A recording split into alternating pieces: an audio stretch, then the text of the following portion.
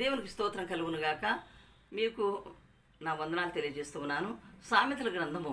ఈ సామెతలు ఎవరు రాశారండి అంటే దావీదు కుమారుడైన ఇశ్రాయేలు రాజునైన సొలొమోను రాశాడు.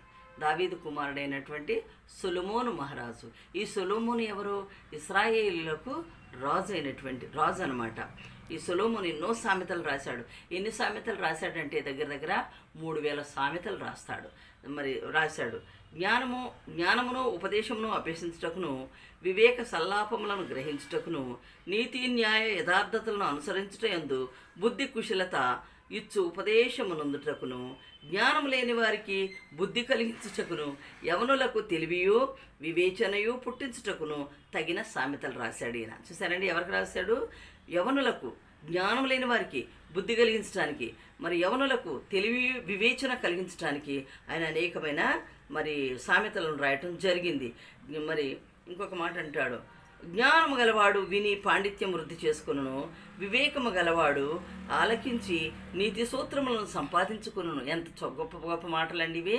చూడండి, జ్ఞానము గలవాడేమో విని పాండిత్యాన్ని వృద్ధి చేసుకుంటాడు. వివేకము గలవాడు ఏం చేస్తాడంటే ఆలకిస్తాడు, నీతి సూత్రములను సంపాదించుకుంటాడు.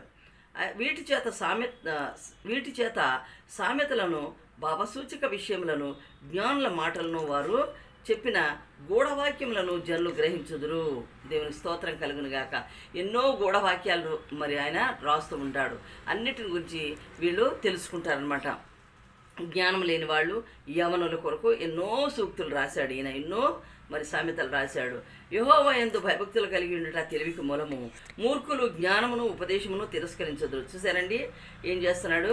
యెహోవా యందు భయభక్తులు కలిగి ఉండుట జ్ఞానమునకు మూలము అంటాడు దేవుడు. దేవునికి స్తోత్రం కలుగునుగాక. కాబట్టి మనం దేవుని యందు ఎప్పుడు కూడా భయభక్తులు కలిగి ఉండవలసిన వారమై ఉంటున్నాము. మూర్ఖులు ఏం చేస్తారు? జ్ఞానమును తిరస్కరిస్తారు. ఏం చేస్తారండి? మూర్ఖులు జ్ఞానమును ఉపదేశమును తిరస్కరిస్తారు. ఎవరైనా మంచి మాటలు చెబుతూ ఉంటే వాటన్నింటినీ తిరస్కరిస్తారు. ఎవరు వాళ్ళు? మూర్ఖులు అనమాట. నా కుమారుడా, నీ తండ్రి ఉపదేశం ఆలకింపుము, నీ తల్లి చెప్పు బోధన త్రోసివేయకుము, అవి నీ తలకు సొగసైన మాలికయు, నీ కంఠమునకు హారములనయ్యుండును. హల్లెలూయా. దేవునికి స్తోత్రం కలుగునుగాక. ఏమని చెబుతూ ఉన్నాడండి? నా కుమారుడా, నీ తండ్రి ఉపదేశం ఆలకించు, నీ తల్లి చెప్పు బోధను త్రోసివేయొద్దు. నా ప్రియమైన యవన బిడ్డలారా, తండ్రి చెప్పే ప్రతి మాట మీరు ఆలకించాలి. తల్లి చేసే బోధన మీరు త్రోసివేయొద్దు దయచేసి. దేవునికి స్తోత్రం కలుగునుగాక.